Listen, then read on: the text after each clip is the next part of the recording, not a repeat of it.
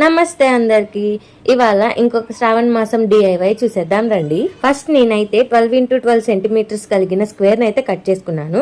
దాని తర్వాత అదే పేపర్ లో మళ్ళీ 4x4 సెంటీమీటర్స్ కలిగిన స్క్వేర్ బాక్సెస్ అయితే రోస్ అండ్ కాలమ్స్ గా అయితే డ్రా చేసుకున్నాను. అలా డ్రా చేసుకున్నాక కార్నర్ బాక్సెస్ లో అయితే మళ్ళీ 3 వర్టికల్ లైన్స్ అయితే డ్రా చేసుకున్నాను. ఇంకా వర్టికల్ లైన్స్ డ్రా చేసుకున్నాక మధ్యలో మిగిలిన బాక్స్ కి అయితే పెటల్ షేప్ డ్రా చేసుకుని ఇవన్నీ కట్ చేసేసుకోవాలి. మీకు అర్థం కాకపోతే నేను చూపిస్తున్నట్టు కట్ చేసుకోండి, లేకపోతే మళ్ళీ మొత్తం తేడా వచ్చేస్తుంది. ఆ తర్వాత ఈచ్ లైన్ కార్నర్ లో గమ్ అయితే స్టిక్ చేసుకుని ఒకదాని మీద ఒకటైతే అతికించుకున్నాక పెటల్ బ్యాక్ సైడ్ అతికించుకోండి. ఇక్కడ నేనైతే ముందుకు అతికించుకొని మిస్టేక్ అయితే చేశాను. ఇలా ఒక సైడ్ స్టిక్ చేసుకున్నాక సెకండ్ సైడ్ కూడా స్టిక్ చేసుకోవాలి.